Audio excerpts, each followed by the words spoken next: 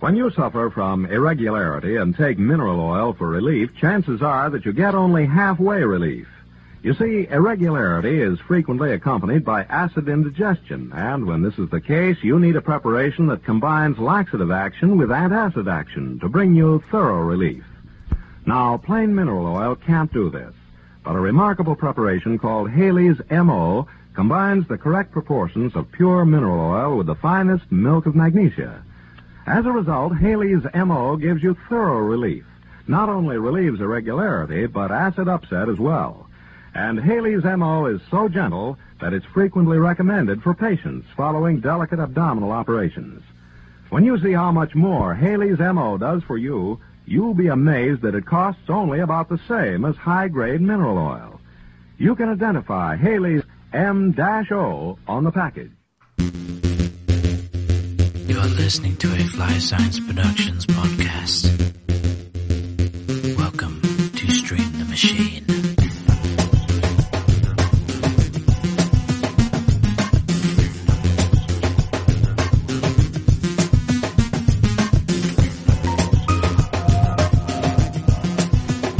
Good morning, everybody. Welcome back to Stream the Machine. And boy, was that a much longer clip at the beginning than I realized. Yeah. I was for some reason I thought it was only about 30 seconds, and that turned out to be pretty close to a minute. It was only a few seconds shy.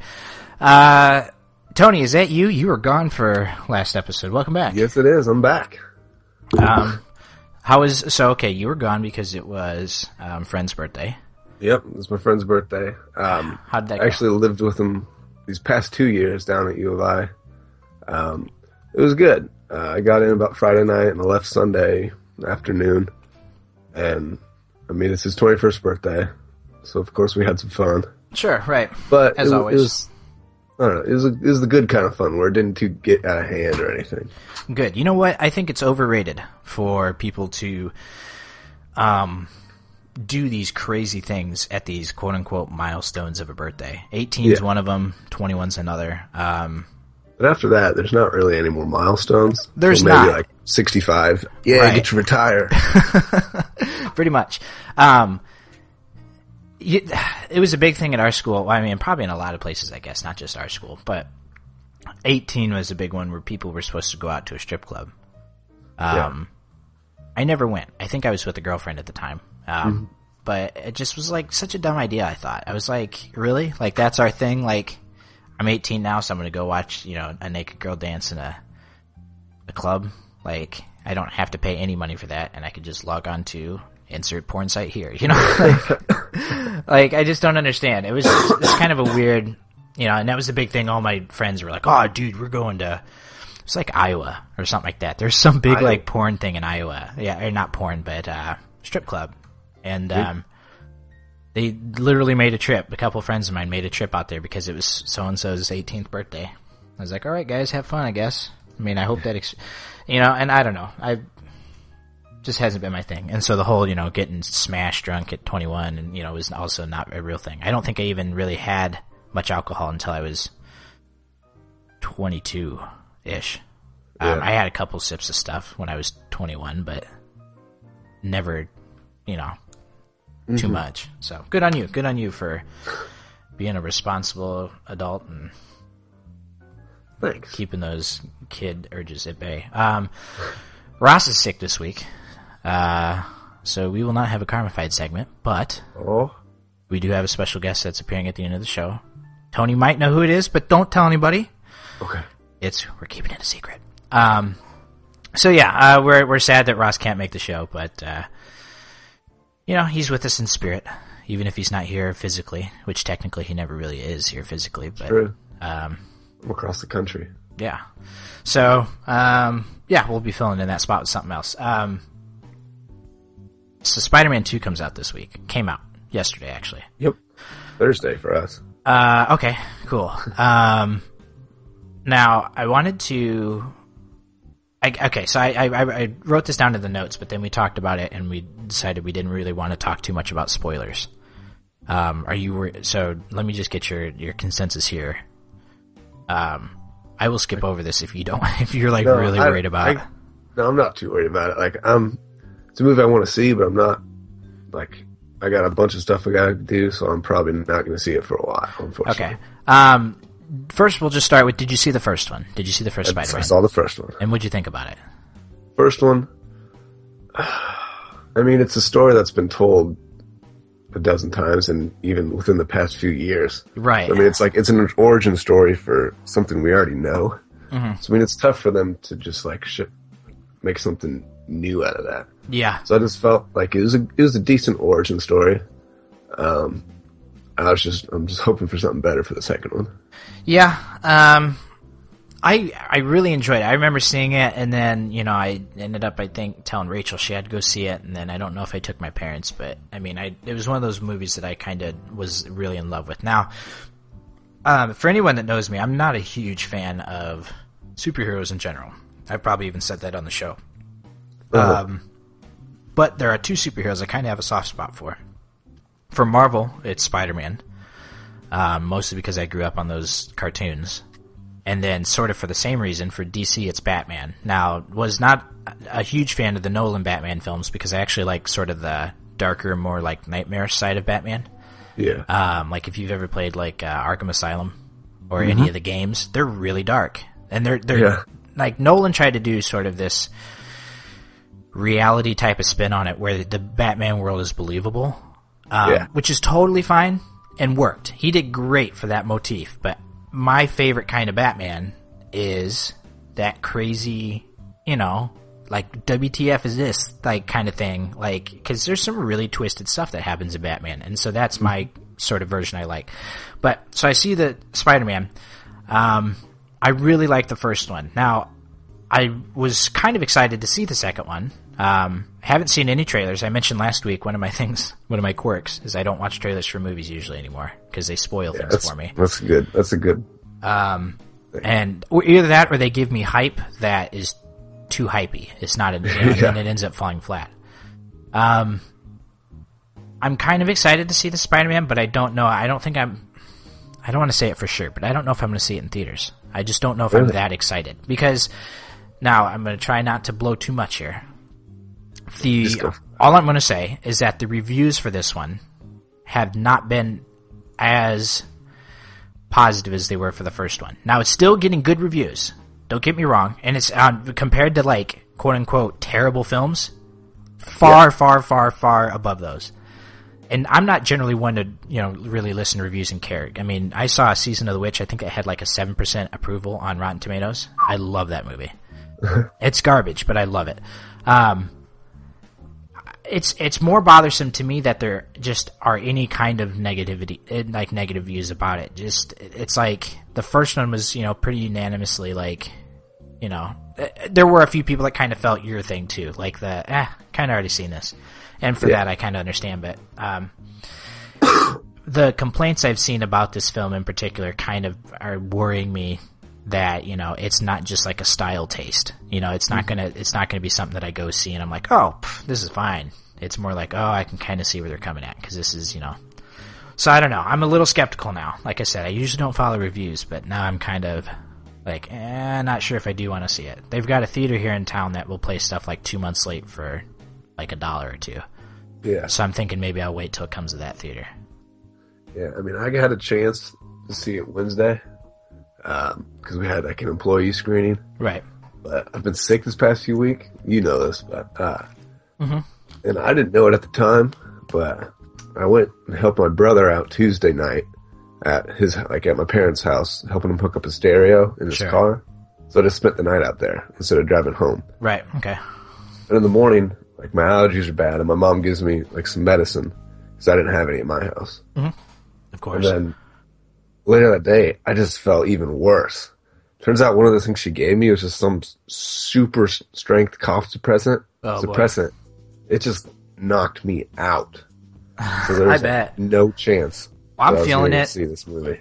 I mentioned it to you at the top of the show. I was feeling kind of not drowsy necessarily, but just sort of like bleh, just zoning. And I took some allergy medication this morning, and I'm wondering if that's not what's kind of kicking in, kind of mellowing me out. So yeah, hooray for, you know, the non-drowsy medications that we find. Have you heard of Beezin? I have not. Okay, I'm glad, because this is kind of like eating, in a sense that it's a new crazy fad, supposedly. I'll explain it to you, and then I'll go into this thing about whether or not it's real or fake. So Beezin, apparently, I think it started from a YouTube video, is the idea of taking Burt's Bees, like the lip balm, chapstick, putting it on your eyelids, and it's supposed to enhance, like, highs from drugs or being drunk. What? Yeah, so you say, are you Beezin? That means you're putting Burt's Bees. Now, here's the thing, though. The Onion did do an article about this, and so immediately you're like, oh, it's tied to The Onion. Of course it's fake. Yeah. But the Onion article was from, like, I think Wednesday or Thursday, and there were articles from last week that were already talking about this. Really? Before The Onion made an article. So obviously there's a lot of them that are dead serious. That are saying, watch out, ladies and gentlemen. Your kids are putting your Burt's Bees on their eyelids.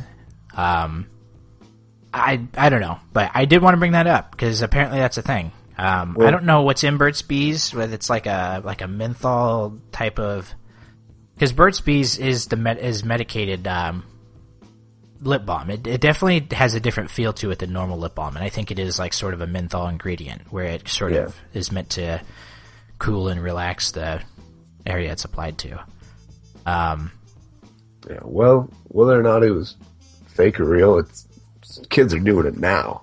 Oh yeah, I'm sure. Yeah, so that's the thing. It's like whether or not it was at the point, it's too late. Now it's definitely a thing because that's what kids do, is they imitate things because they think it's cool. It's not cool though. Don't do that. Don't do Burt's Bees. Well, we have some news, so let's kick right into that. This just in other news. How do you like that? We had trying to keep our intro down, and that was nice and short. Yeah, nice, I was just nice thinking the same thing. Okay, so Florida senator introduces the Zombie Apocalypse Amendment. Ooh. Now this I'll read the article first. A Florida senator introduced an amendment to state Senate Bill 296 on Tuesday that would change the title from an act related to carrying a concealed weapon or firearm to an act relating to the zombie apocalypse. So he's changing titles. That's what it says right now. The title of the old bill was an act related to carrying a concealed weapon or firearm. Now it's an act relating to the zombie apocalypse. The bill, which would eliminate criminal prosecution for carrying concealed firearms during a mandatory evacuation, was first introduced by Senator Jeff Brandes last fall. Despite the seemingly humorous nature of the name, I don't know why I want to read senator. It's just sen, or senior. Senator Dwight Bullard wasn't joking when he filed for the name change. This is a quote. For me, as laughable as the amendment might seem, it's equally laughable that people who haven't gone through the proper training, the background check, the license to carry, were saying because of a hurricane or a flooding or a sinkhole, these individuals have gone from gun owners to concealed carry permit holders. Basically what he's saying is that if there's a crisis, such as a hurricane or a flooding, he doesn't want people to be able to be ticketed for not having a concealed carry license when they're grabbing all of their possessions and leaving town. Yeah. But that I agree with. So that already kind of exists. He wasn't like proposing the bill or anything, but he's proposed the amendment to change the name to an act relating to the zombie apocalypse, because that would also apparently be a crisis that you would need to carry concealed weapons without a permit. Yeah, I was thinking he made a statewide evacuation plan and was gonna set up control centers and stuff. Yeah, no, apparently this is just for the name change. Okay. So it is interesting to me that would even be necessary. Why you would even want to name it? I feel like apocalypse. It seems more like a joke and just kind of running off of the. Now, someone did tell me this week that apparently the CDC website lists zombie outbreak as a possible emergency. Really? I think this is just sort of trying to bank on the hype just so this guy can get his name in the paper or, get his... Obviously it's worked because we're giving him the attention he needs, but I feel like it's just something to sort of incite attention. I was going to say the same thing. Like, if I change the name of it to something ridiculous, people actually look and see what that is and are actually like, they know. Sure. It's easier to remember that way too. It's easy to compare it that way, so... Cool, whatever. As long as it works, I guess. Cornell study finds that children who eat chicken on the bone are more aggressive. Researchers at Cornell, first of all, how do you prefer your chicken? You've got baked chicken, you've got fried chicken, you've got grilled chicken. And then your baked, and probably just your baked option could be breaded or not. And here we go, chicken on the drumstick, or just chicken freely eating chicken pieces. What's your preference? If you're not counting eggs, that's pre-chicken. Oh, yes, eggs are not included here. Let's see, I don't know. Have you ever had beer can chicken? You know what? Is that when you cook like You cook like a whole chicken with the beer can in it? With an open can of beer or something like on the bottom. I think my mom's done that for like a turkey or something. Yeah, it is so good. So really? I would say whole chicken grilled. Okay. Yeah, grilled chicken is really good. I'll have to say though, I am a sucker for fried chicken in any kind of way. Especially when it comes off the bone. I wouldn't consider myself aggressive, but okay, so let's savages. Yes. Researchers at Cornell University conducted a study about biting versus chewing habits in children and found that kids who eat chicken on the bone are more likely to disobey adults and be aggressive. The study, which was published in Eating Behaviors, which I assume is a magazine, found that children were twice as likely to disobey adults and twice as aggressive towards other kids when eating food that they had to hold and bite.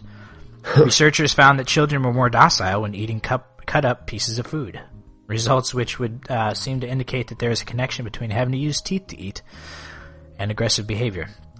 Not everybody agrees with the study's findings. Quote, I think people have been eating chicken wings, chicken drumsticks for a millennia, and I don't think it's made them any more aggressive than they otherwise would have been. Clinical psychologist Dr. Brian Russell told Fox News. The children that the researchers studied were between the ages of 6 and 10. Without seeing the actual results, I feel like this could just be like the correlation but no causation. Like, yeah, I don't know. I'd have to see how big the group was, but I mean, how do they define aggressiveness? Like, well, and it said, hold on. So it does say here, children were twice as likely to disobey adults.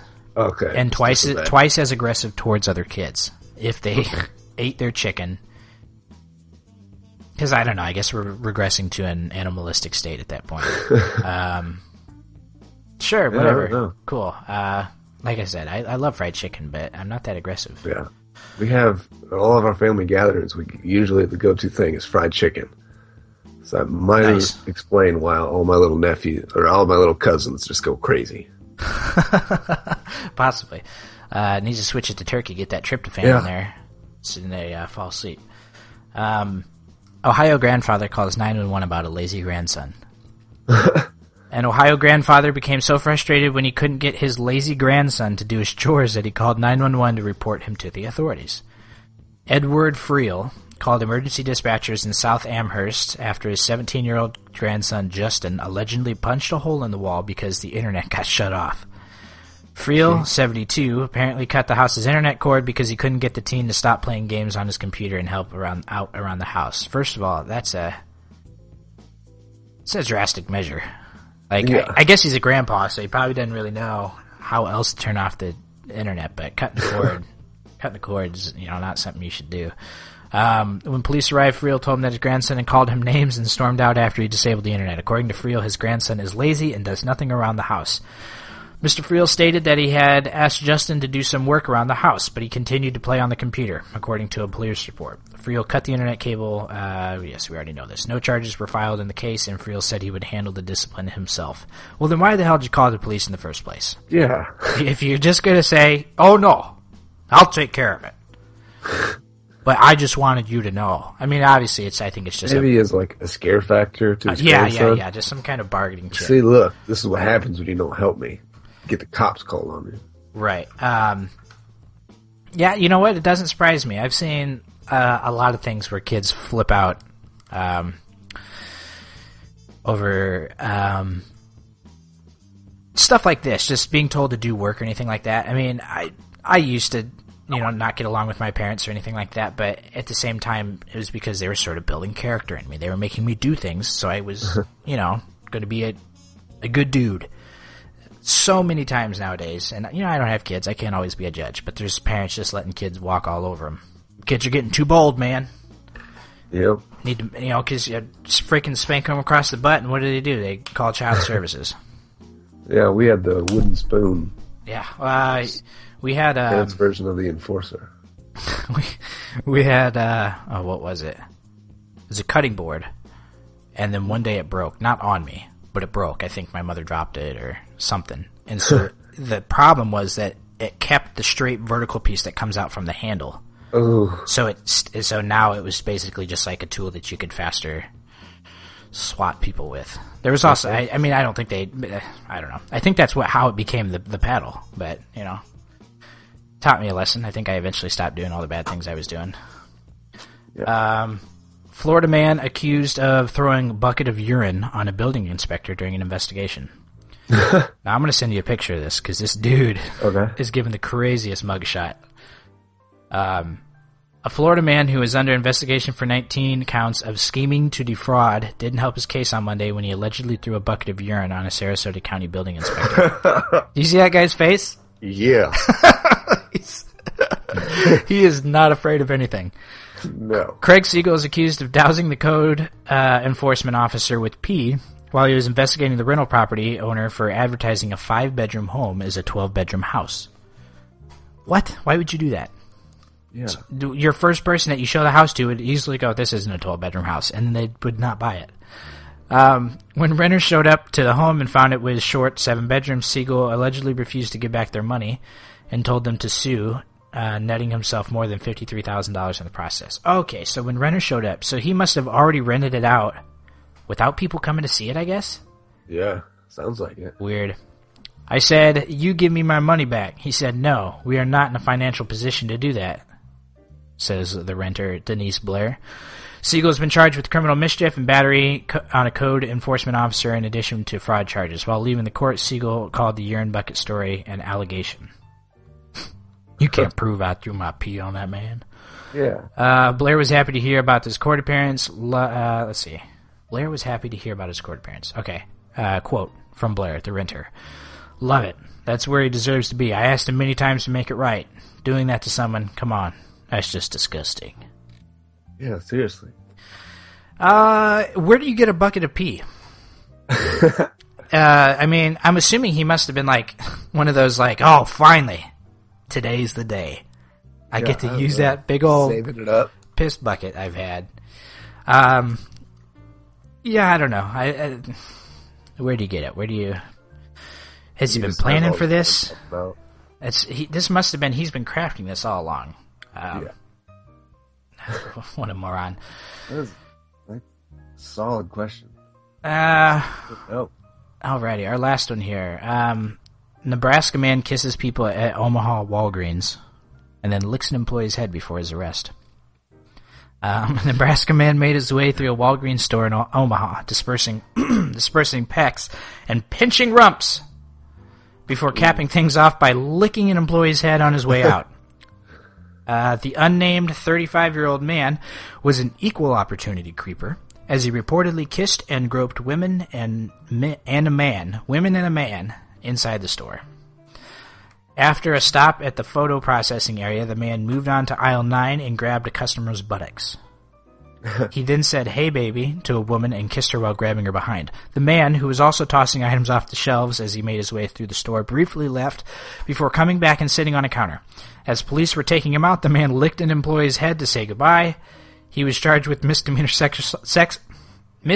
sexual assault and 3 counts of disturbing the peace. As a policeman cuffing somebody, how do you how does he get the opportunity to lick a dude's head? Yeah, unless the police came in and then he runs and licks a guy's head. I'm trying to think of how anyone would even lick my forehead in any kind of circumstance. Yeah. It must have... That kind of creeps me out. I want to know what kind of photos he was developing. Right. It was... That's the big question. Yeah, just stopping at the photo processing area. It doesn't say. That's disappointing. Wonder if they kept them. It's not coming back in an hour, that's for sure. Yeah. Alrighty, so then that's all of our articles. That brings us on to our trivia. Challenge accepted. Alrighty, now, I believe I went first the very last time. You did. I think. But okay. Before you go, we got a sponsor for this. You're right. Go right ahead, man. I'm really good at forgetting sponsors. Sorry. Challenge Accepted is brought to you by... All right. It's brought to you by Z the Machine. Are you a fan of zombie survival games? Or maybe just a fan of listening to us talk? Then you can look forward to Stream the Machine's new supplemental show, Z the Machine, where Ross, Tony, and Jake play DayZ from the ground up to compile highlights of each adventure for your viewing pleasure. Like Stream the Machine on Facebook and follow at STM Podcast on Twitter to learn more. Okay, so we discussed this a little bit last week. You weren't here for this, but we've been in contact offline about it. Not really offline, but off air about it. Off air. Yeah, we're excited to get that started. It might actually, I think we might start Wednesday. We talked about doing Saturdays, but that doesn't always work the greatest for people, especially since that's time off for most people. So I think we might look at Wednesday, record it and see what we'll do, and see what kind of interesting stuff we can come up with. This will go on a live stream. The full show will be on a live stream. You'll get to see us do it. We'll probably do maybe an hour or two. But the podcast stuff for, the clips that I upload will, only be about maybe 20 to 40 minutes at the very most. That way, if you want to sit down and watch a quick episode of the show, you can, get your fill in and don't have to spend ridiculous amounts of time watching. Okay, so that means, Tony, that you are in the lead this week for starting trivia. All right. Let's see. First off, I need to ask, do you go on Reddit much? Do you know what Reddit is? Yeah. I mean, I've been on there. I don't go on there a lot now. I used to back when I lived at home. Okay. So I know a little bit about it. I don't know if I know everything, but... There's this thread that just had me cracking up. Okay. So... my trivia is going to be pulled from this thread. I'll give credit to the people who have left these answers. Okay. But I'm basically going to describe a children's movie in a really dark way. Okay. And then you got to guess. Okay. I'll start off with a fairly easy one. Okay. This is Murphy 1204. A candy man lures children into his factory and just slowly disposes of them using the last of an enslaved race. That would be... I don't know which one's the original... Well, the original, but I guess I'll say Willy Wonka and the Chocolate Factory. Yep. Yeah, I think I've heard that one kind of satirized before, because that... I mean, the Oompa Loompas really were almost like slaves, because they work for him, and he talks about how he saved them, but yet they're doing all of his menial labor in his candy factory. Yep. Cool. Awesome. All right. Next one. Stray Dog 1980 commented this one. Cross-dressing woman enlists in the army, ends up defeating a warlord several times her size and inspiring homoerotic feelings in her superior officer. That would be Mulan. Yep. That's really funny, because that's totally true. That guy, good music in that movie. There was. Mulan is one of the few Disney films that I actually really, really, really enjoy the music. I think Aladdin falls in there, and Tangled. Obviously, they're all good, but for my money, the highlights, Mulan's definitely one of them. Yeah. Next one. A serial killer, or this is commented by Absent-Minded A-hole. I'm going to bleep that out. Nice work. We're a family show. Now, on to our dark family TV movies. Yep.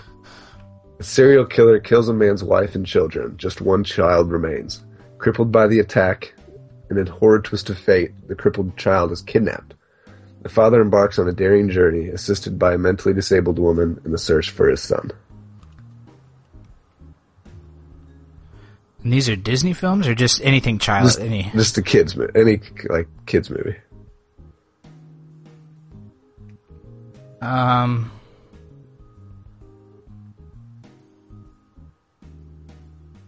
Gee, I don't. Kills two. I don't have a clue. Finding Nemo. Oh, you know what? It's because hold on. That's what I get. I've never actually seen Finding Nemo. Oh, what? Yeah, I know. It's, you know what? Yeah, there's a couple I haven't seen. Right. Wall-E, Finding Nemo. I've seen Monsters, Inc., but I don't remember anything about it. Cars. Yeah, wow. So if Cars is on the list, I could probably get that one, because that one's... but yeah, there's some of them I just haven't seen. That was one of them, so I don't feel bad about that loss. Huh. Alright. Let's see. This one's brought to you by Naweezy. Okay. A little girl who is abused and neglected by her parents earns psychic powers, which she uses to extract revenge on her tormentors. Now that I read it, there's like a kid's version and an adult version. Yeah, there's plenty of that. Get psychic powers. Is this Matilda? Yep. Got or lucky. Carrie. Yeah. So true, yeah. Like, it's what would happen if you give, like, someone who's, like, really picked on and has some problems with psychic powers versus just a sweet old girl who likes to go to the library powers. Right. Did you ever see the remake? The recent one? I did. I've not seen the original or the remake. What'd you think of the remake? I hadn't seen the original, but the remake was, I don't know, I just wasn't all that impressed with it. I mean, it wasn't like a waste of my time. Sure. I think I heard about the same. It was kind of like neutral ground for... And because you just know that everyone that picks on her in the movie is going to get so murdered. It's like, yeah. That's like, oh, that dude is so dead when she gets her powers and goes crazy. Because you know, like, everyone knows what's going to happen. Exactly. It's pretty predictable at that point. Yeah, but the last 20 minutes were pretty cool.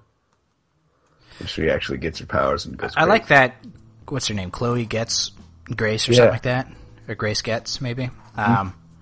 Really cool actor. I saw her in Kick-Ass first, but then she was in Let Me In, the remake of Let the Right One In, and I think that is a tremendous film, Let Me In. I actually like it better than the original. I think it's a lot darker. Yeah. I haven't seen those. Let Me In's really, really good. It's a dark... I don't even know if I'd call it a horror. It's just really, really dark story that has horror elements, but isn't there to necessarily scare you. It's you'll just have to watch it though. It's good. It was on Netflix for a long time. I don't know if it still is, but very good stuff. All right. I got one more for you. Okay. This is by Clodhopper. A jealous brother murders his royal sibling and begins an abusive relationship with the widow. Attempts to murder his nephew. The nephew then is adopted by two men. The nephew, encouraged by the ghost of his dead father, then murders his uncle. Or attempts to murder his uncle.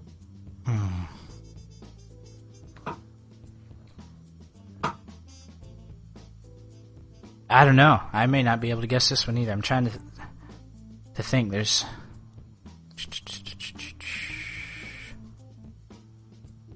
I might have to... I feel like it's going to be obvious once you say it. So... Yeah, I don't have... Lion King. Oh, you know how long it's been since I've seen... That's great, though. So, yeah, I would never have expected that one. Lion King is also one that I might as well have not seen it because I don't remember a thing about it. I saw it when I was really, really young, and I have never seen it since. It's probably been easily 15 to 20 years since I've seen it. Wow. Probably closer to 15, but yeah. That's sad, man. Well, a couple of those I just haven't ever had the desire to see again. Lion King being one of them. Yeah. But I don't know, maybe it'd be worth a shot. So for you this week, I have it's a little more interesting than usual, and hopefully you'll be able to get these. I have titles of Christmas songs. Okay.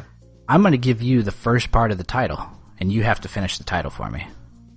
Right on. So starting off, and I think I've got 1, 2, 3, 4, 5, 6, 7 in here. So depending on how well you know your song titles, this could go fairly quickly. First one is Have Yourself. A Merry Little Christmas. Merry Little Christmas is correct. Number 2, Away. In a Manger. That is also correct. Now, see, the problem with these is that you're going to get like that residual memory kind of kicking in that's automatically filling in the blanks. So these are probably going to be somewhat simple. I'm trying to spit them out as fast, like right when you say something, just the first thing that comes to mind. Good. Rudolph. The Red-Nosed Reindeer. That is correct. It's beginning. Look a lot like Christmas. Okay, this could be the first week that you go 100%. Let's. We got 3 left. Santa Claus. Oh. I spoke too soon. Dang it. Jinxed me, man. I was on a roll. I'll say it again. Santa Claus. You're going to beat yourself up if you can't get this. It's Coming to Town. Nice. All I Want for Christmas. On my front teeth. Hold on. Is that one of them? All I Want for Christmas. Hold on. That's not the song that I picked. Let me Google this. All I Want for Christmas. Is that another song now? Is it the 2 Front Teeth? It totally is. So you know what? I'll give it to you. Yeah. The correct. So Han, we'll give you this and a little bit of. Put like some of your ham in here. The correct answer was All I Want for Christmas Is You, but apparently I didn't even think about this. My 2 front teeth. So hold on here. I'll get a little snippet again, of this. Another Christmas song I know you're gonna love. Would you welcome our Melissa Lynn? Front teeth, my 2 front teeth. See my 2 front teeth. Okay, so you're right. Yeah, totally hit from Christmas time. Okay, so then we have last one here. Go Tell It. Oh, I have no. This one's a difficult one, I think. I think if you knew the hook of the song, you'd probably be able to get it, but...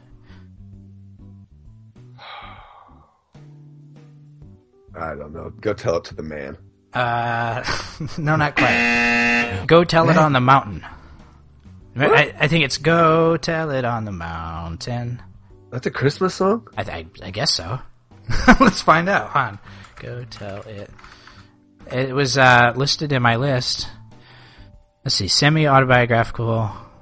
Christian Church and the Lives of This. Yeah,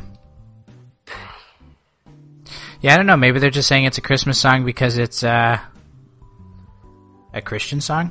Yeah. I guess that's the only thing I can... So yeah, well. There you go. Best I've done so far. Yeah, definitely. I will just give you we'll give you a half point for that one, because that one may not have been fair. Cool, so nice work. I will have to come up with something a little more difficult. Usually we get something that's kind of difficult, and so I decided to lighten it up this week, but yeah. Then after... Besides the dark retellings. It balances out. Yeah, definitely. So Christmas and death, definitely. Did you ever see Black Christmas? Do you remember that? That's old. I definitely was not 17, I think, when I saw that. Is it like a scary, Yeah, it's a remake of an old, let's see. Is it? Black It's a horror movie? Christmas, yes. Is it when the guy breaks out of jail by, fashioning a candy cane into a really sharp shiv? Probably. I don't know. It's 2006, so I was 16 at the time. Basically, dude just comes out and starts killing people in Christmas. It's pretty crazy. Dude ends up cutting cookies out of his mother's back with the cookie cutter. Oh yeah. And then eats it I with did not like that movie because I was way too young when I saw that. Yeah, so was I. I saw it and I was pretty scarred for it. Obviously the scars have healed, but at the time I was like, oh, okay, this is why I don't see rated R I remember films. watching that on the bus. On the bus. Perfect place for it. Like this is like, it was 2006. I probably watched it like 2007. That was 8th grade. Jeez, that was crazy. That was way too. That was a super uncomfortable bus ride. That's really funny. Well, with the end of trivia, that brings us then to our first music break. You've heard of the Horrible Deplorables, right? Of course I have. Of course you have. We've already played them on the show once. Fun than a bench park. Yes. This is actually is from a different album. So we have the Horrible Deplorables on here again. It's their song Soft in Circles. The album is called To Get Off My Pretentious Ass. Demos and Oddities. Now this is done by our very own Steven Zernecki, who was a mutual coworker of ours. He did, I think... Did he do the first song on the show?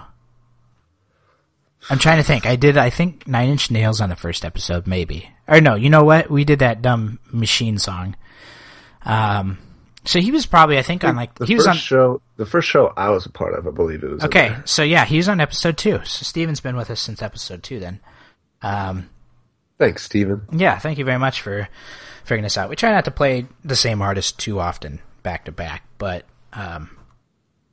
sometimes the music's just good enough you want to do it again. And I've already done 9 Inch Nails twice, so I figured, let's go ahead and do Horrible Deplorables again. So here we go. It's Soft in Circles by the Horrible Deplorables. If you go to Bandcamp and search in the Horrible Deplorables, their music will come up. You can get more fun than a park bench. I was going to say more park than a fun bench. Let's see how many other ways we can mess up this title. The bench park. You can get all that stuff, I believe, for free, or you can even donate, maybe. I don't know. But I definitely think he's just got them up there, so go listen. It's really good music. So here we go. Here's the song, Soft in Circles. We will be back after the break.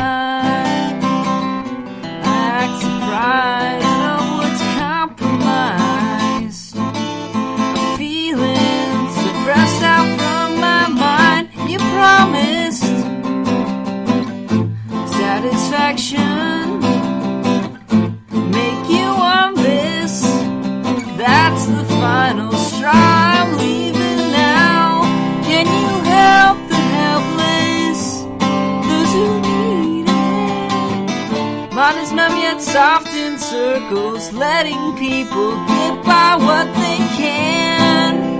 Mine is useless. I need a change in plans. Condescending without no reason. Tell me what's this love you're feeling now?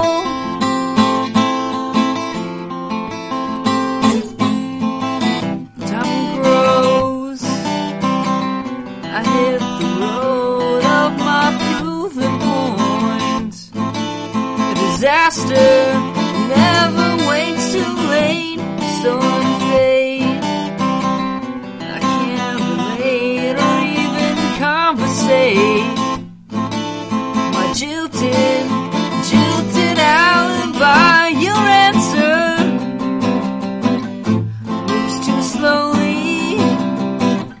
Attention's fading. There's no other way. I see this now. Can you help the helpless, those who need it? Mine is numb yet soft in circles, letting people get by what they can. Mine is useless. I need a change in plans. Condescending without no reason. What is this love that you're feeling now?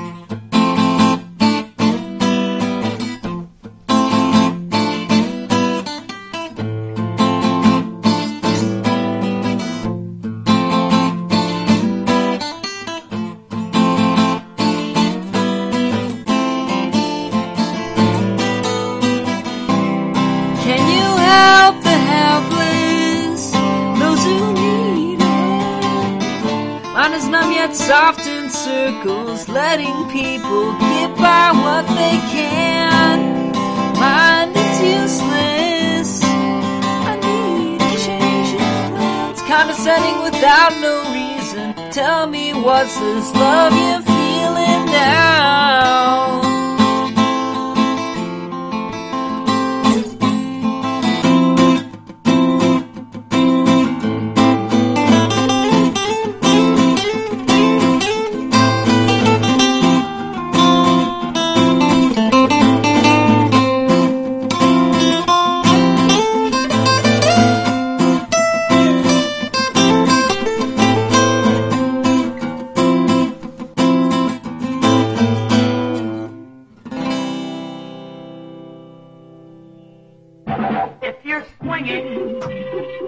If you're boating, if you're pitching, if you're floating, you need Nestle's Quicken Milk this summer. If you're training, if you're racing, try the drink that's really bracing. It's Nestle's Quicken Milk this summer. Delicious. Kapooyah! Kapooyah! You are listening to a Fly Science Productions podcast.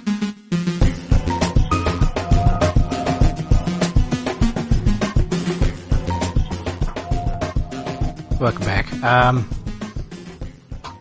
You know what? There's something about demos that is really, I don't know if refreshing is the term. Yeah. Because, I mean, some of you might hear that and you're just like, oh, that sounds like a guy just sitting in front of a mic playing a guitar and singing to it. That's probably what it was. Because, you know, the demos are so much more, and a lot of people will do more with demos nowadays, but, you know, I mean, that's what a demo was.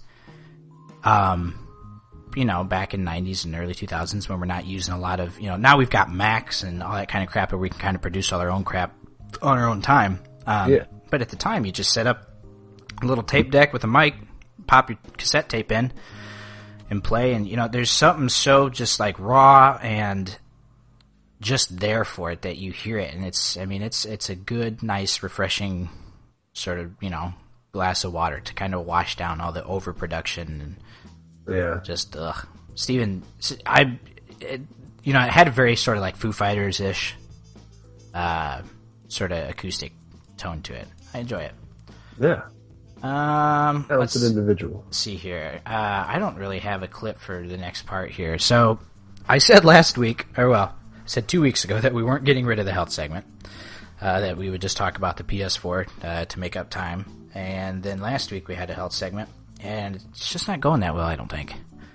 As much as we like to talk about health, we really don't know what the hell we're talking about. And until I can find someone that can come on the show and talk about health specifically with us, I just don't think it's going to work at the moment. You know, we tried last week having Jessica send us in information, and it worked really well, but I just felt like I was reciting facts.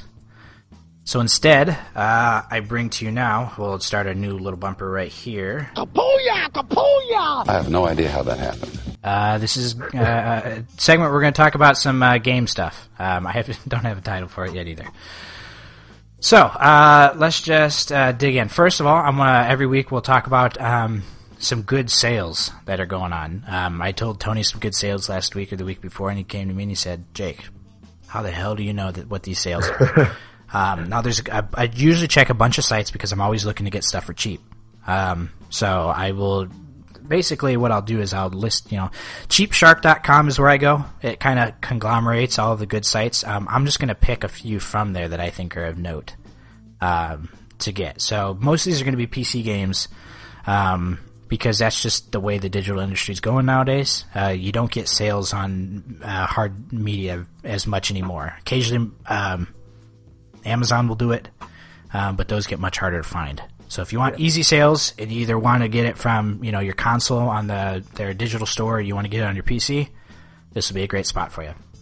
First one I wanted to mention was Metro 2033. Gamersgate has it for just $3. It normally retails for $15. Metro 2033 I actually played earlier this year. So is a kind of a favorite of mine. It's a game that's based on a Russian novel. And I'd had it, it's old. It's probably like a 2008. And I had purchased it multiple times and had just never actually sat down and played through all of it. But it's good. It's a post-apocalyptic, like I said, set in Russia, so it's in the metro system. People living on the ground, and it's got, sort of monsters that have grown in radiation. But for $3, that is absolute steal. Because it's a very good game. Now, I've started playing the second Metro game, and I couldn't finish it because I didn't think it was that great. Which one's that? Metro: The Last Light. Okay, yeah, that's the one I have. It's a good game, but it doesn't feel like Metro. The first game feels very sort of like indie, sort of doing its own thing. When you play Metro: The Last Light, it's super polished. It feels like you're playing a Call of Duty campaign. So it's not to say that it's actually bad. It just doesn't feel like the first Metro in any way. It feels like a completely different game, and that's the only reason I have a problem with it. Is because you're much more. You've got way more firepower, so much more ways to kill people. It's like the first one. The reason it was a horror was because you were so limited in what you were doing. Yeah. So, anyway, second one I wanted to mention was Dishonored. I won't stick on this one too long. It's $20 at GameStop's website for digital download. You might be able to check to see if it's there available for hard disk too. It's normally $30. Also a really good steal. I played that in 2012. Very, very good, like sort of under the radar hit. It's done by Bethesda, which is the company that does Fallout and all of this, Skyrim, Oblivion, and all that kind of stuff. Not exactly like those games. I would say it's a mix between BioShock and sort of, I guess, like a BioShock slash, no, probably just mostly BioShock. I was going to say slash Skyrim or something, but it's got that BioShock kind of visual, old sort of steampunk 20s look. So have you played this one then? I've played the first few levels of it. I picked it up for my PlayStation. This is before I had my PC built. And I played like the first few levels because I picked it up for Black Friday. Okay. I just haven't picked it back up yet. Sure. No, I think it's really great. Like I said, it's a sleeper hit. It's something that came out. It was a brand new IP. People don't like buying new things. That's one of the reasons why the gaming industry is kind of in this bind, is because people don't like to invest in new ideas. Yeah, that's how I feel. Same thing with movies. Yeah, exactly. What people want to do is they want to bet on franchises that they know are going to succeed. What the problem with that is then you get people rehashing shit like Call of Duty or like Assassin's Creed, which are both great games for the people who like them, but, they still kind of follow the same motif. And then you get something like Dishonored, which reviews very well, is a very good game, but people see it and they're like, oh, that's not, it's not Skyrim, it's not Assassin's Creed 4, it's not the next Call of Duty or the next Battlefield. Forget about it. And so they don't bother with it because they don't know. They don't want to spend money on something that they're like, I don't know if that's going to be good. So it makes sense. But at the same time, unfortunately those new IPs don't get funded as easily when nobody wants to invest in your new ideas, even if they're good. So there's a little inside baseball for you guys, who don't understand how that works, because that is a problem with games and movies in general, is you get these washed out sequels because it's too much money, too much of a gamble for people to try new ideas, which sucks. But The Amazing Spider-Man, the first game, is available for $17 on Steam. It's normally a $50 game right now. So it's about, I think it's like 66% off, maybe 75% off. Very good. Would not recommend it to anyone that doesn't have an NVIDIA video card. Because I don't have an NVIDIA video card, and I bought it when it was on sale a couple weeks ago, and it doesn't run very well. Apparently it's optimized really well to NVIDIA cards. It's not optimized to Radeon cards, which are generally the other video card. Still, for $17, if you want to give it a shot, see if you can do it, sure, whatever.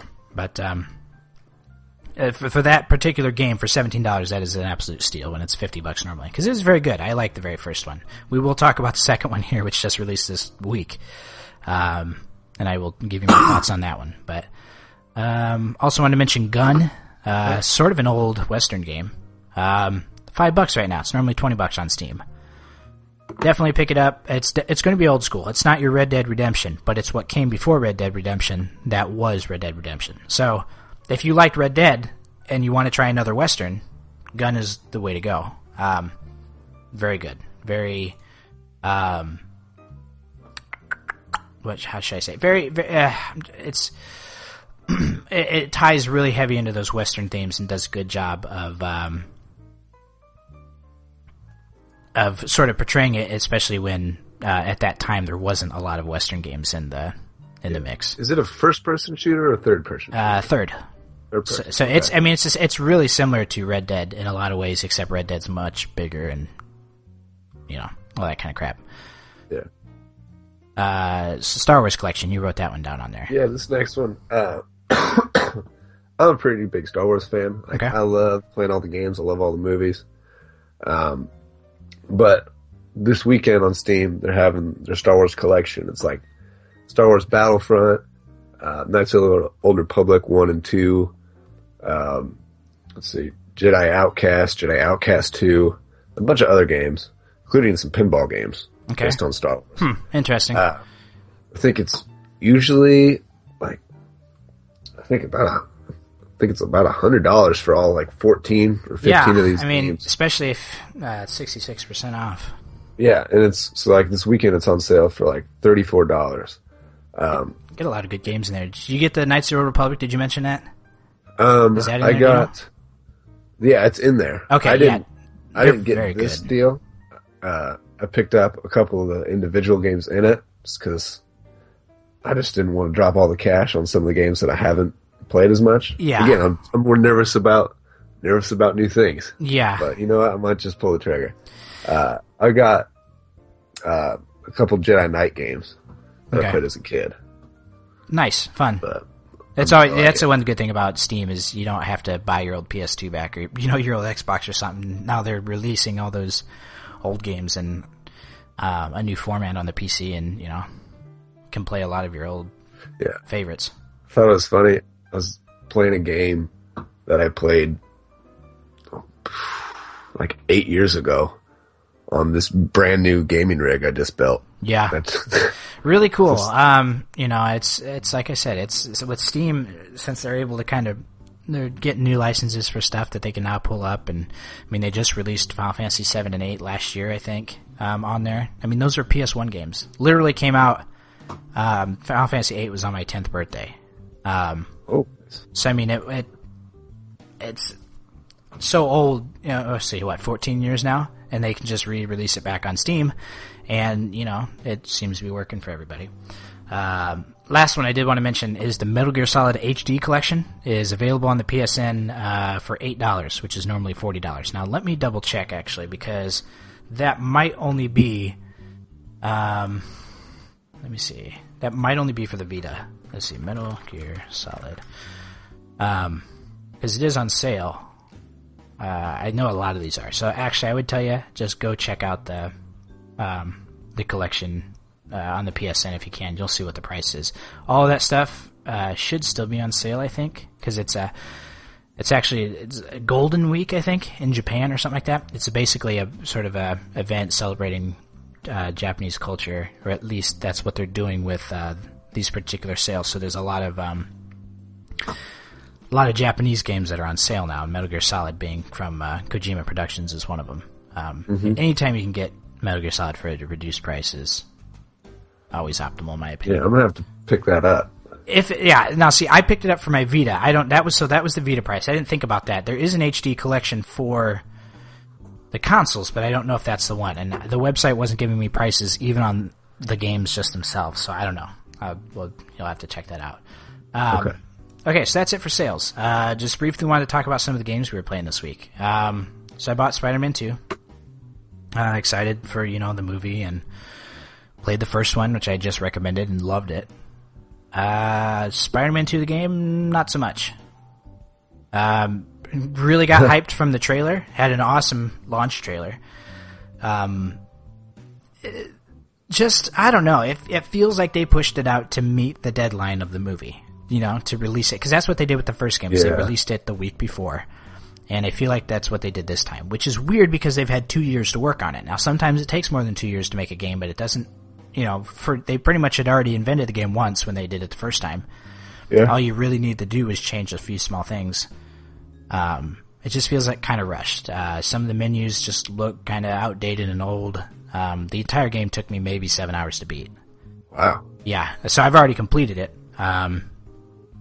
Now, I'm a big Spider-Man fan, so I still kind of enjoyed it to a degree, but like camera issues sometimes and just stuff that's like, it's 2014, should we still be dealing with bugs in our games, you know, like at least glaring ones like camera or, you know, trying to web up a building and the game's not wanting to take me in the direction I'm pushing the stick in or something. You know, like just these weird, like sort of big glaring holes in the programming that, you know, you just wouldn't think should exist now, or at least that they would have tested out. But like I said, usually bugs come out because the program has been particularly rushed. Yeah. I mean, I downloaded it last night, and it didn't finish downloading until like half an hour before I was going to bed. So I played like the first level in it, and I liked swinging around. That felt really cool. Like, yeah, it's definitely has a unique feel to it. Yeah. But I felt like the combat could have used some work. Yes. Now, it uses that old Arkham Asylum thing now, which is very popular in a lot of games. I think it works for Spider-Man, if it just wasn't so basic. Yeah. You know, it worked all right in the first one, and I could get by it because everything else was really cool. Now, with this one, the things that are around it aren't that great, so it's making the combat seem even duller. So other than Spider-Man 2, I got Child of Light. That is a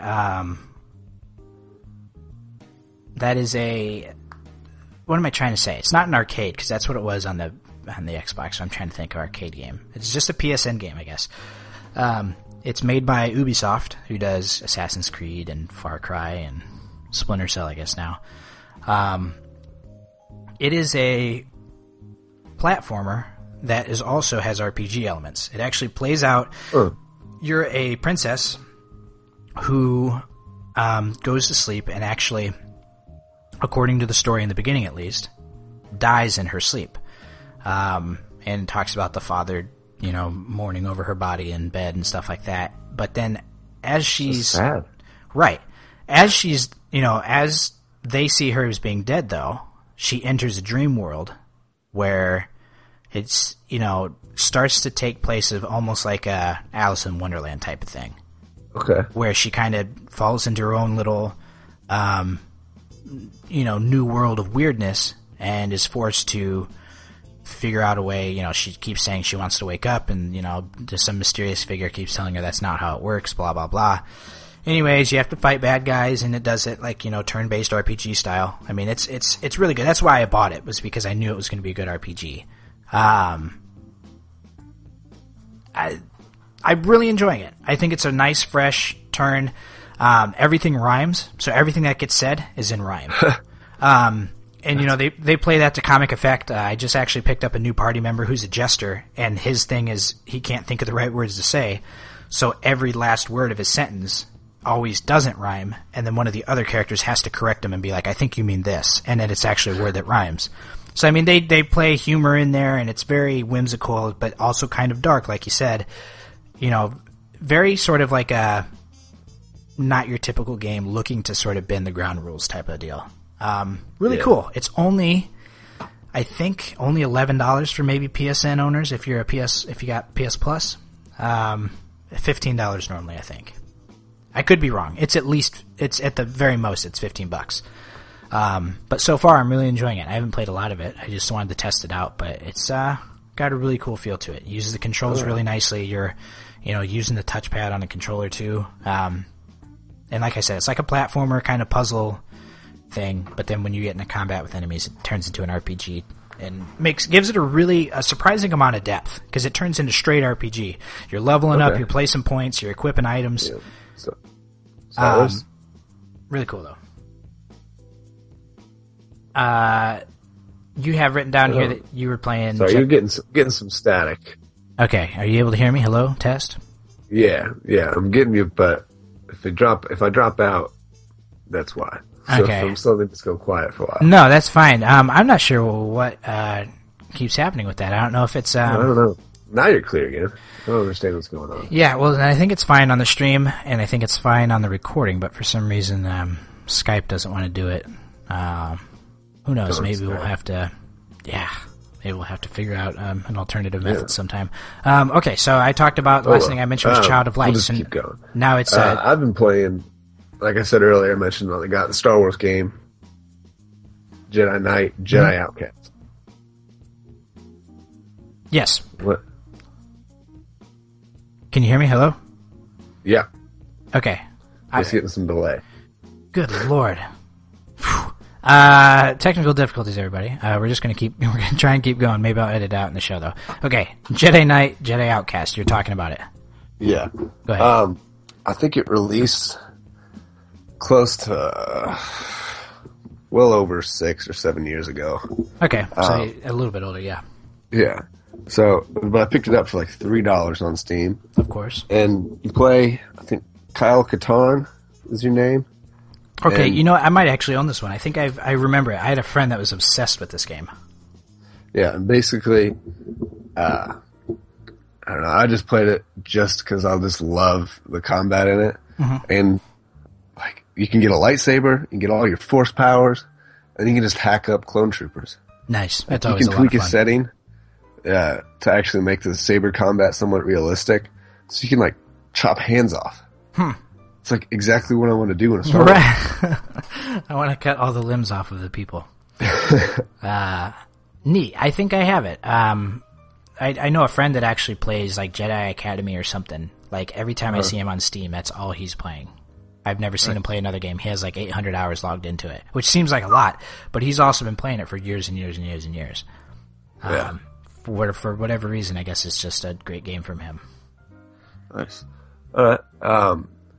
Yeah. So I just thought it was like I built this sweet new gaming computer that could run things in 1080p, and here I'm playing a game that released 7 or 8 years ago, like a really low resolution, but it's still fun. Sure. Yeah, and you know what? That's a good testament to a game's actual mechanics too. Is they're going to stand the test of time, whereas graphics don't always do that. So that's where you got to really be solid and hope that your game isn't just pretty. It actually has solid methods of what it's trying to get you really into. Yeah, exactly. Another game I've been playing is called War Thunder. Okay, and I've heard of this one. This one's a free to play, right? Yep, it's free to play on Steam, and if you have a PS4, I'm pretty sure it's free to play on PS4. I didn't even know it was on PS4. That's interesting. Yep. Yeah, this is a launch game. Or actually, I think to play it on PS4, you have to have an EU account. Let's see here. Like a European account. I don't think it's released in North America. So what I just made an account up with a European address because I wanted to play it on PS4 a couple months ago. Really? Yeah. Yeah, it says it's in beta testing right now. So, interesting. Yeah.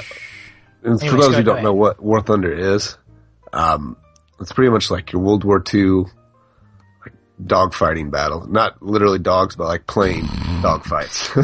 Yeah, special guest star Michael Vick. Yeah. No, so that's interesting because, like I mentioned to you, I'm not a huge fan of the dogfighting with planes, but you're enjoying it. I am. It looks impressive, and it's fun to be able to just fly around maps, like through mountains, dropping bombs on bases. Sure. Avoiding. I'm not that good. Okay. Yeah. I'm sure it has a slight bit of a learning curve. Yeah, but it's still a lot of fun. Is it competitive, like you versus? Yeah, you're on teams. So like, my team will have like 8 planes, the other team will have 8 planes, and then there's like non-playable characters like ground troops, like tanks and stuff. And like your objective is like destroy bases, destroy ground forces, and then destroy airplanes, like opposing planes.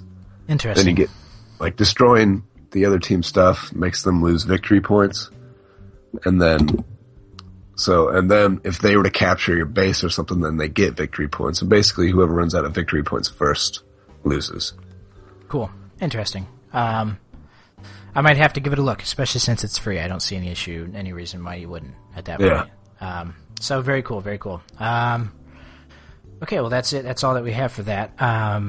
That brings us now up to our guest segment. So let me get let's see. Should have been more prepared for that. We're going to get our guest on the phone now. No one knows who she is, or if it's a she. I think I've already blown my cover. So she's prepared. Or he. Or he. Let's hope he's prepared. He, she's prepared. The individual is prepared. Hello? Hello? Who is this? Oh, this is Jennifer, your sweet sister. How are you? Not bad, not bad. So Ross couldn't be on the show this week, so not that Jen's going to have any good advice for us. I'm going to have amazing advice. But she's I'm brilliant. Really, really bubbly and talkative, and I thought, hey, what better than introducing people to my sister, and we can talk about some really cool stuff. So actually, first of all, I'm going to play... Oops. We've got this special little segment, this little bumper for you. Here it is. Wiener poopy? Wiener poopy? Did you get that? Did I say wiener poopy? Yes. So those are like the two most popular words in my house. Tony, you missed it. This was last week. I actually had some good funny clips. So the first one was some black lady going crazy about some hail. Kapuya! Kapuya! That was the hits coming down and getting her. And then the second one, some old woman had received a ransom letter. Someone had stolen her Jesus statue. Ooh. And they said that if you don't clean up your wiener poopy, because it was her dog's. Oh, like a wiener dog. Poopy? Yeah, so that was her, they asked her, what were they telling you to clean up? Wiener poopy? So now we have those immortalized in the depths. I love it. So, Jen's my sister. How old are you? I never know how to tell. You're 17 years older than me, right? Oh my God. Oh yeah, I'm 17 years older. I'll be 41 this month. Do you even know when my birthday is? Do you know when my birthday is? Something about Memorial Day weekend. It is. It's May 29th. So I'll be 41 this May. Okay, cool. I never know how to tell what ages are. I mean, I said it the other week. I don't even know mom and dad's. I just know, that they're fairly... I feel like it's because I'm so young looking. Probably. That's probably it. I'm sure that's it. So we called you onto the show. I have something planned for us that we're going to do here in just a moment. But from what you tell me... I got a little something for you. Okay, we are going to do a Do You Remember segment celebrating your birthday and you kind of being like one of my favorite people when I was 17 and you were born. Right. Oh my goodness. You were like my little precious pumpkin baby. So we are going to do a Do You Remember. I thought it would kind of get people to know a couple of things about you when you were younger. Sure. So I'm going to say, do you remember, give you the story, and see if you remember doing or remember these times. Okay, hopefully you know what? If they're big enough for you to remember, I'm going to assume that I might. But we'll go ahead. We'll find out. See. Okay, first one. This was not my story, but, Rob was kind of asking me about him last night, trying to help me. Do you remember painting your dog in the bathroom? Yes, I do. It was, so Savage was our first dog that we had. I think he was a Gordon Setter. Yes. Or Settler, or Setter, probably. Setter, yeah, like a Setter. He didn't come over on the Mayflower. So Pilgrim puppy. He was a great dog, and I'd taken him into the bathroom. Great loosely. I would use that term "great" very loosely. Yeah, well, he was, because he was a nice dog until you tried to fight him with plastic swords, and then he'd scratch the crap out of your face, which he often did with me. Because I guess I thought fighting a dog was cool. But I took him into the bathroom, and I believe I had like a little baster brush that you use to like marinate chicken or something. Yes. And I took that with toothpaste, and I painted the entire dog with toothpaste. I think like coated. I think Mom said that you had him coated in toothpaste, and I don't know if you did like other stuff too, like lotions man. I feel like there was probably something else in there, but I honestly don't remember. I do remember the painting part of the toothpaste. That's has been one story that stood the test of time that my parents often bring up. Yes. Remember. I love it. Okay, do you remember what you used to call your butt? My butt? Do you remember what your nickname for your butt? Like, I hurt my...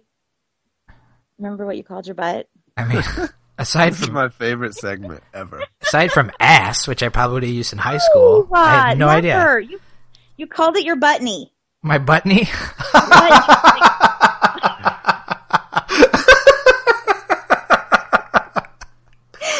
That's great. Like, I hurt my buttney. Yeah. That does sound like me.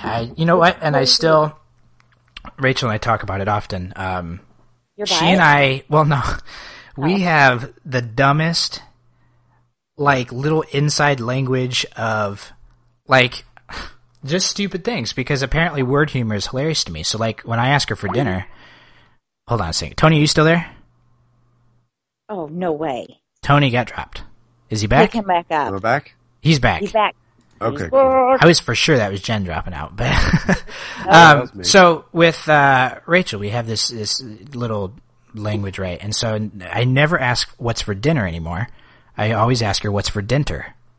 Dinner. And I put a T in there. So there's always stupid words, and now they're just like in our language. There's no vocab. Yeah, it doesn't even seem weird to us anymore. She's just always, what's for dinner?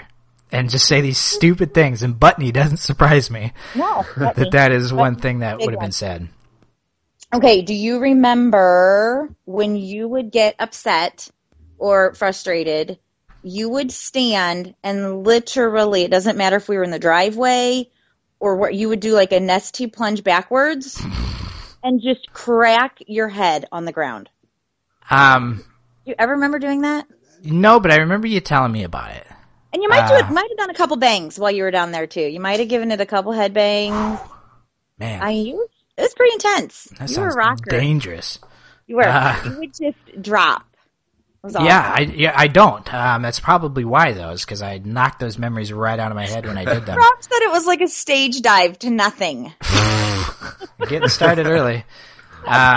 That's really funny. No, I don't specifically remember that. And when asked about it, this is my response. I have no idea how that happened. It's probably concussion. I feel like it's concussed. You've been concussed. Yeah. Okay, teaching yourself to burp when we were staying, I think it was in New York. We were in a hotel room in New York, and you taught yourself to burp, and Mom and Dad were in one bed, and you and I were in the other, and you were 3, 4, 5, I don't remember. I don't even remember. Neither. Probably not, but... You burped in the bed, and I could not stop laughing, and I think you got us both in trouble. I think we both got in trouble. We couldn't fall asleep. That's really funny. No, I don't remember that. I really don't remember anything, because that would have been, what, Syracuse? Were we visiting Renee? Syracuse, yeah. Yep. I honestly, I don't remember. All I remember is that she used to live there, and it was called Syracuse. So funny. Okay, how about, do you remember me living in an apartment? Yeah, Carriage Hill. Yes, Carriage. That's the only one I remember. Carriage and something. Avery was, I don't know how old Avery was. He was, well, we moved by the time he was 2, so he would have probably been 2. And you were over, and you were pulling him around on the floor. You were pulling him by his feet, on his back. I gave him a huge rug burn. All the way up his back. All the way up his back. Yeah, I do remember this, actually. Felt really bad about it, because it was really fun at first. Oh, my gosh. It was so fun. And then next thing you know, he gets up, and he's got this huge red just rug burn on his freaking back, because I was pulling him around as fast as I could. And he just laughed, and you laughed, and I'm laughing, and next thing you know, it's a DCFS case. Oh my gosh. Right. Okay, well, cool. Those were fun. I didn't actually expect to remember as many as I did, but yeah, they were cool. pretty good. I'm glad you brought those. So now I have something for the two of you. I wanted to do something different with this portion of the show because, like I said, Ross is sick this week, and wish we could have him, but we're going to take opportunity to do something completely different. It's going to be we're going on this sort of motif of a guessing game here. Okay. This is going to be between Tony and you. And hopefully my Skype isn't going to garble these out. Otherwise, you guys are both going to have a real hard time. I'm so smart. I bet I could even do it. Figuring what these are out. So what I'm going to do is I'm going to play the first 10 seconds of a song from the 90s, a popular song from the 90s. And one of you're going to have to shout your name out, and then I will stop the song. And if you can tell me who the artist is, or the name artist? Yes, or the name of the song. This is my era. So, Tony, you were probably a baby, like pooping yourself. I was born in 93. I'm about to win this. Well, here's the thing, though. Most of these are relatively well known. So they're not going to be, I think everything on this list, I mean, Tony, since you've got the music background, at least, like I'm sure you've heard most of these, if not, So, hold on. I have the pen here. Bring it Here we on. go. Let me write this down. Let me write down. All I know is I'm about to kill it. T on one side. We're going to put a J on the other. You're going to have to yell your name, and you're going to have to yell your full name, too. So I'm going to play it. Jen, if you want to answer, you're going to have to yell Jennifer. All right. Tony, you're going to have to yell Anthony. If one person can guess one side of it, you get 1 point. So, let's say the first one is Billy Bob Thornton. It's not going to be him. But let's say that's who it was, but you can't name a song. You get 1 point. The other person gets a chance to name the song for another point. If you can name both, you get 2 points. Okay. Okay? All right, so here's the first one. I will play it, and whoever shouts out first. Now, don't shout answers. I'm nervous. You have to shout your name. Okay. Here we go. Anthony. Tony, what is your answer for that? Red Hot Chili Peppers. Okay. Do you have a song name for me? I think it's Under the Bridge. Not quite. Dang. Now, Jen, I will allow the rest of it to play if you think you can think of any of the name. Okay.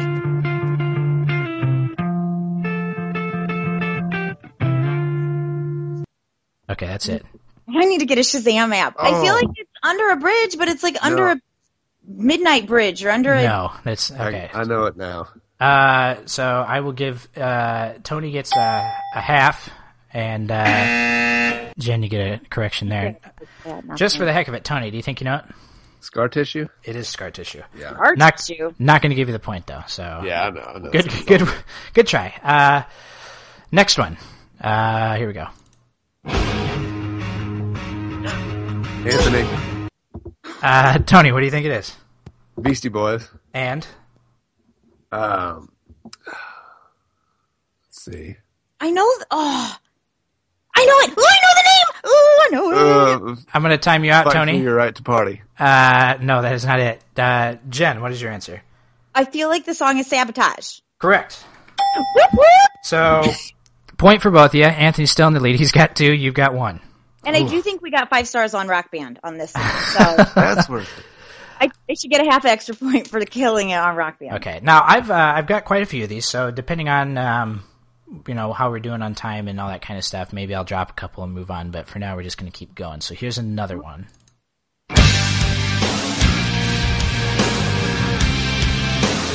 Jennifer.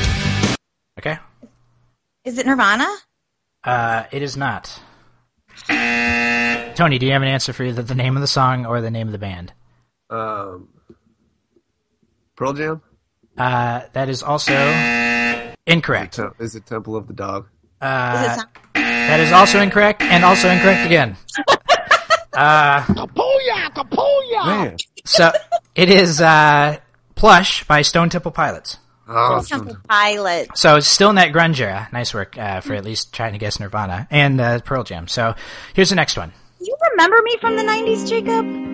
I don't know. Listen to this. You and me, oh, I have no idea. we used to be together.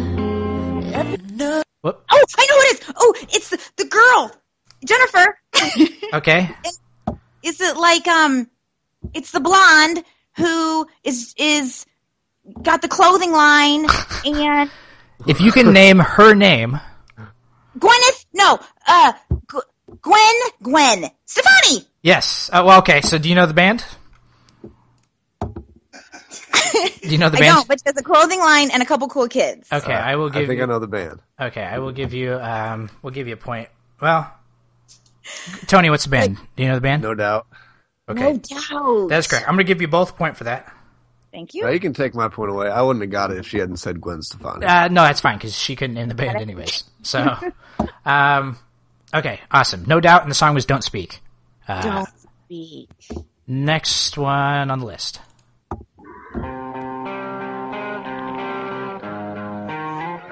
Oh.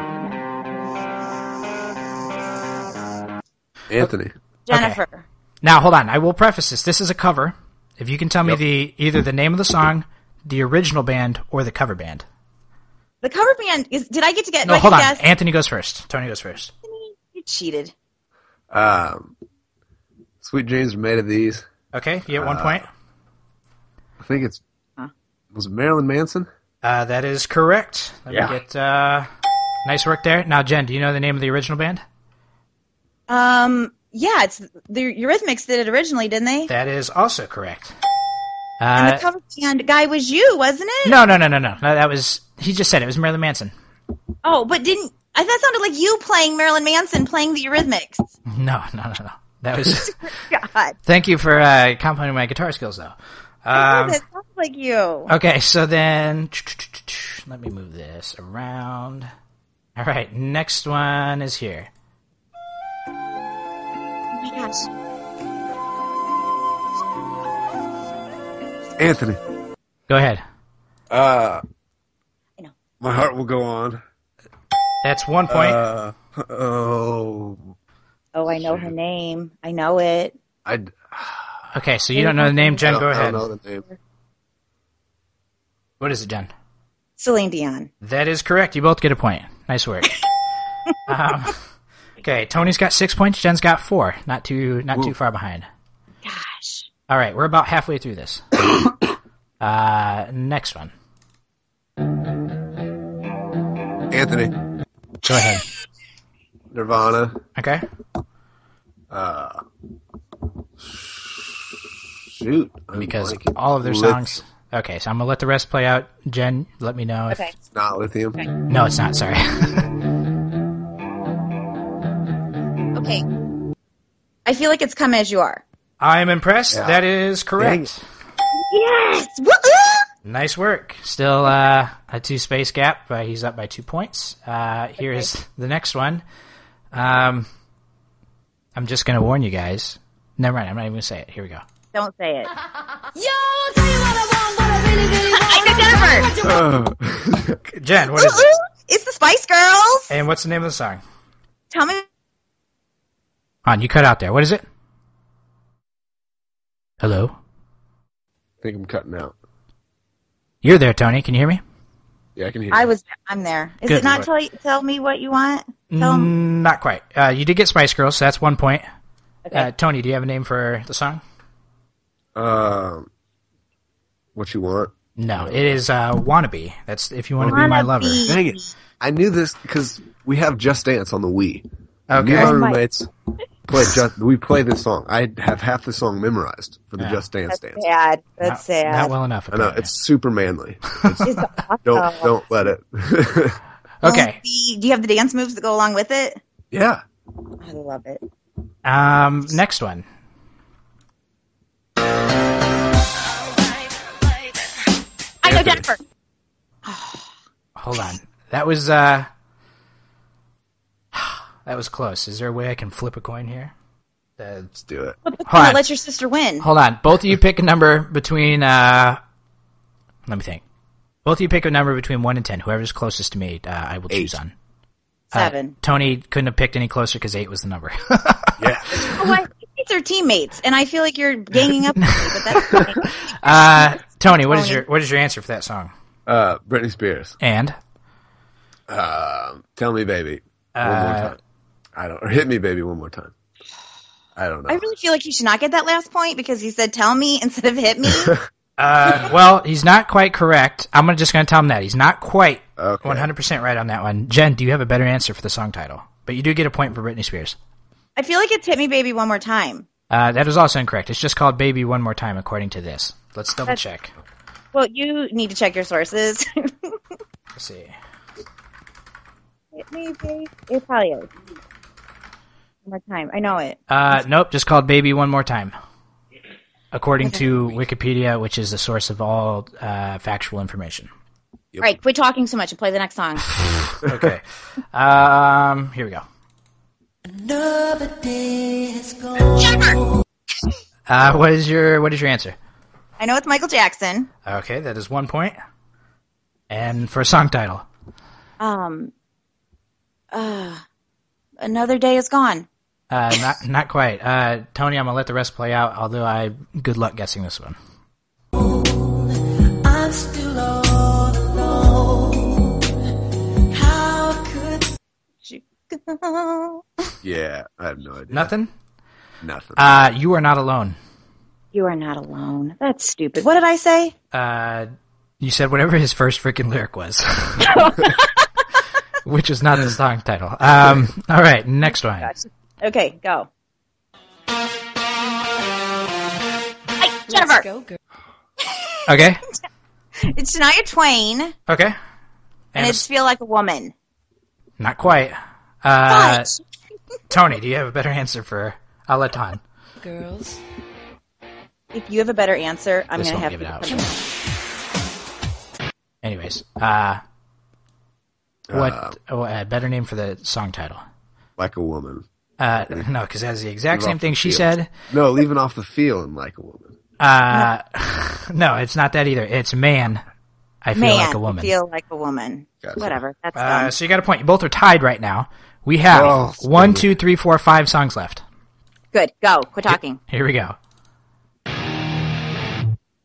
Anthony. Tony, what is your answer? Limp Bizkit, Fat Lip. You get one on Limp Bizkit. That is not the name of the song. Dang it. So hold on. No. Jen, I'm going to let the rest play out. Okay, play. Just one of those days where you don't want to wake up. I'm so mad. Everybody sucks. You don't really The only Limp Bizkit song is I Did It for the Nookie. No, that's not this one, I don't think, is it? Oh. Oh, wait. No, it's not this one. No, it's not, because that one's actually called Nookie. Can I just, I know I won't get any points, but can I just say it to redeem myself? Yes. Break stuff. It is Break Stuff. Break stuff. This is one of my favorite Limp Bizkit songs, actually. Oh my goodness. Good anthem of the 90s. All right, here is... Oh, Eddie. Okay, so now he's up a point. Here's the Whatever. next Go. It's such a... Oh, Jennifer! I was waiting for you to play this song. It was Marky Mark and the Funky Bunch, and it was Good Vibrations. one. That is absolutely correct for 2 points. 2 points. Wow. Give them both to me right now. 10-9, Jen's lead. Nice work on including all of Marky Mark and the Funky Bunch. And not, Right. not just Marky Mark. All right, next one. Tony, Anthony. Oh, Jennifer! He got the Anthony out before you did. Anthony, what is it? Corn, Okay, Freak on a Leash. that is also correct. Now 11-10, Tony's lead. There's 2 songs left. Okay. It's important now that if you know the artist, you need to get the song I just have titles to as well. say my name, too. That helps. Yes, true.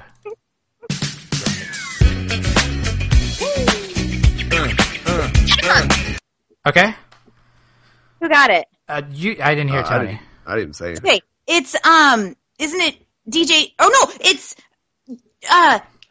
Fresh Prince. Can you give me a real name for him? Will Smith. Okay. And it was Summertime.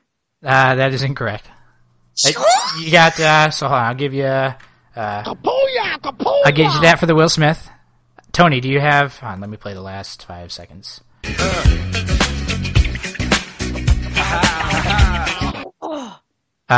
Tony, do you have a name for it? I know no Will Smith, so... Dude, you're missing out. I quit. Shame on you. For no points, Jen, do you know the name now? Getting jiggy with it? Yeah, it is getting jiggy with it.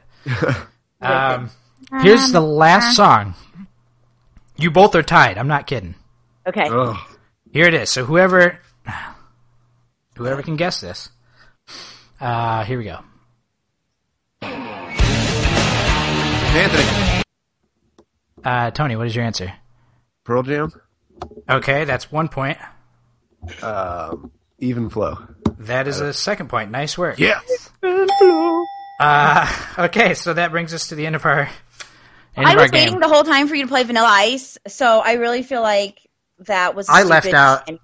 I left out some. There was quite a few. There's like 8 minutes worth of songs I went through, like of 10-second clips. So it was like awesome. I'm like sweating. well, that's the point. Wanted to get you guys worked up. So okay, cool. That's I really it. didn't want to lose on a show that I know, of your own show.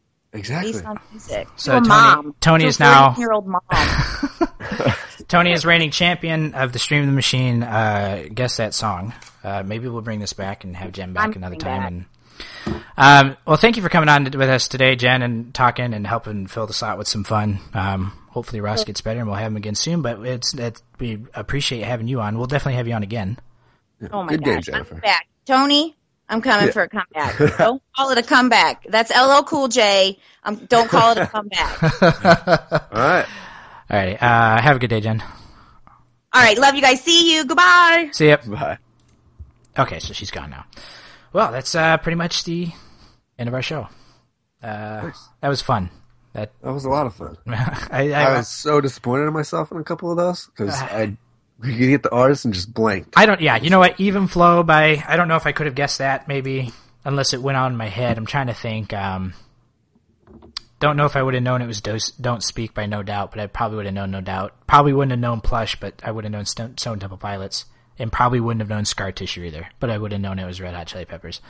Some of those you can easily guess the band, but the song title is where the trouble actually comes from.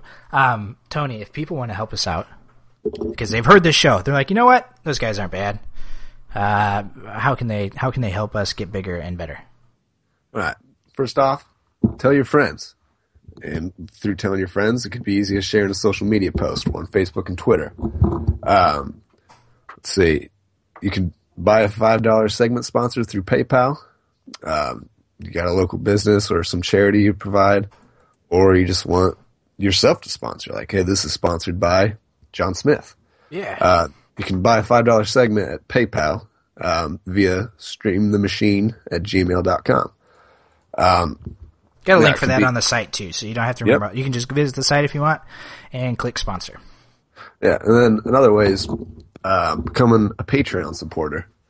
And that is www.patreon.com/streamthemachine. Is that like I believe that's like a monthly donation? Yeah, so the way that works is I think you can do a flat donation as well, but what happens is I've got, currently we've got rewards set up for $1, $5, and $10 donations. And what that means is when you sign up to one, you become a quote-unquote subscriber. And at the end of every month, from the point that you signed on, it will charge you $5. And that basically is you saying, you know what, these guys are good enough that I like their show. They, let's 4 episodes a month for $5 or $10 or $1. Sure, let's do it. And so that's essentially what you're doing. It's not official, it's like I said, it's more of a donation, but at the same time, it's, basically a voluntary subscription. I do it with a couple of podcasts I listen to because that kind of stuff helps, get them up, because a lot of people were doing this for free other than that extra help. I demand Tony wake up and help me with this show for no kind of compensation. He just does it because he likes to. So, Patreon's a good way for us to get help out that way. And also the more, the more support we get, the bigger things we can do. I actually, I added a new mile marker at the $50 mark. As soon as we get up to $50 in donations, we will actually pull all of our supporters onto the show. And, maybe not all at one time, but we will go through a show or two, maybe if we have to. And, just pull supporters on, talk to them, ask them what they think about the show, all the things that they're having fun with, what their favorite parts are, blah, blah, blah, all that kind of crap. I like it. Yeah, so we'll do that. And then the $100 mark, remember, is the video podcast. That's when you get to see us doing all of our crazy little faces and everything else during the show. Yeah, we're pretty handsome guys. Yes, we are. Thank you, Tony. Just be warned. You might not look away. You can find me on Twitter at RedefineJack. Tony, where can I get you? I'm on Twitter as well, at Tony DePalma51. The show Twitter is at STM Podcast. We'll post when the show is going up, little teasers on Friday, stuff like that. Check the website, streamthemachine.com, where this show will be later today. You can share that with your friends. That way they can listen in if they want. I want to thank everybody for coming on and helping out. Tony, as always, being an awesome co-host. Thanks to Jen. Right back at you. Thank you very much. Thanks to Jen for coming on the show and helping us fill a time slot today. Always great to talk to her, and now everybody finally knows what my sister's like. Thanks to the few patrons we do have on Patreon. Every little bit helps us get a little bit farther. So, we only have a couple at the moment, but it helps out a bunch. It's better than 0, and even if we had 0, we still have supporters, So everybody helping out definitely is a boon to the show. And this actually ties into the next song, or the song that's going to play out the show. Want to thank Ill It Records. It's actually a local record company from Virginia that contacted us this week about playing their music. So we won't play it we won't oversaturate the show with it because I think it's got a specialization in like hip hop and some R&B and stuff. But we will now have a bunch of their songs that we can add to our list of stuff that can be played on the show. Speaking of which, that's what the coming up song will be. Next week, 10:30, will be episode 8. Trying to think of something cool that we can do for episode 10. Not exactly sure yet, but we got some ideas that we're trying to come up with. So episode 10 is actually just in a couple of weeks, and it's our big double digits. Been going on for then 2.5 months. Wow.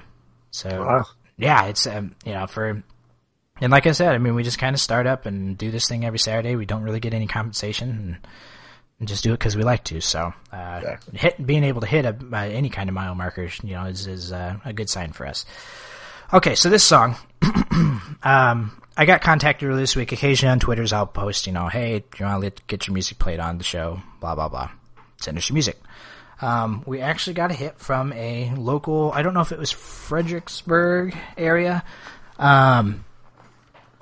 We got it, basically they sent us a link. The guy sent me his number, and the guy said, hey, here's our website. You can play anything from it. The band that runs the whole thing is called Illiteracy, and they have Illit Records is the name of their record label. You can find them on Twitter at Illiteracy. They basically are kind of like the Wu-Tang Clan / Dr. Dre, where they have their own music, but then they also produce a bunch of other people's music as well. So today we're going to be playing an artist from their selection from Illit Records. I'm assuming it's pronounced Jims. Otherwise, it's Jims. So I'm sure it's probably Jims. The song is called Purpose. It's featuring sung portions by Alicia Raquel. Is from the album The Signature Series 2013, which looks like just a big collaboration album from them of some of their favorite artists that they've done in 2013. I did want to get some of Illiteracy's music actually on the show today, but there is some explicit words and I need to edit those out first, so I went ahead and picked one that was easier to go with. But we will get the group that sort of set us up with this on the show at some point to get their music on there. So here we go. Jim's song Purpose featuring Alicia Raquel.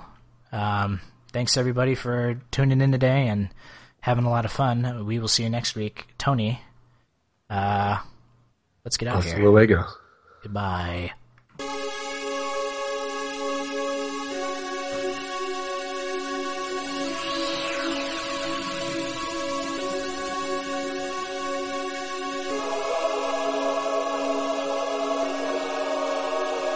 Imagine if you knew you were going to do something important with your life, something amazing.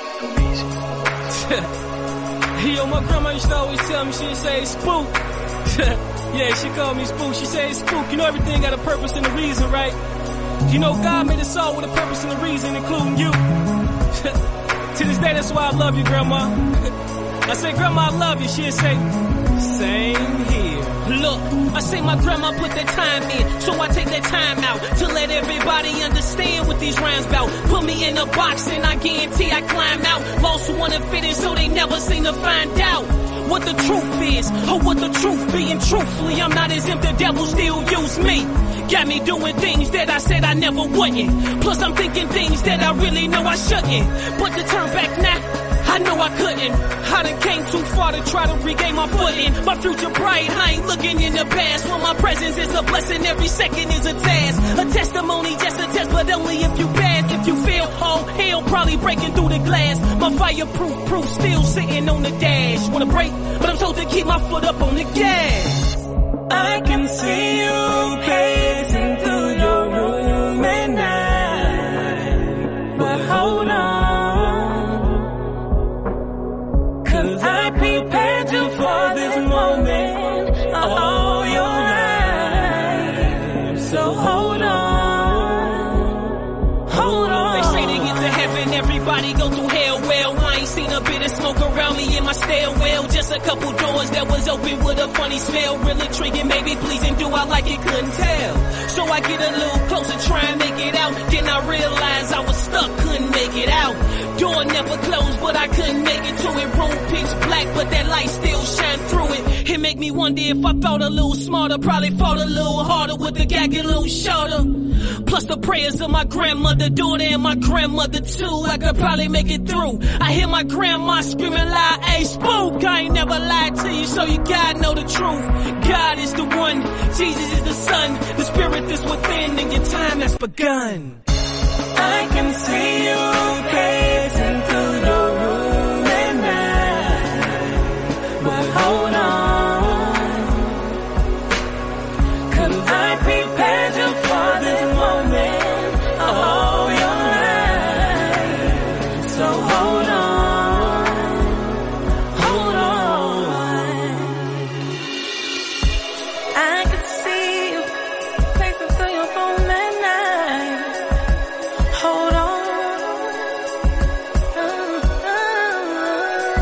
'cause I prepared you for this moment all your life. So hold on, I know that you can make it. Don't give up, don't give in. Don't give up, I know that you can make it. Don't give in, I know that you can take it. It's all yours, come on, claim it. I can see you pacing through your room at night, but hold on, 'cause I prepared you for this moment all your life. So hold on, hold on. Kapooyah! Kapooyah! We're having an earthquake.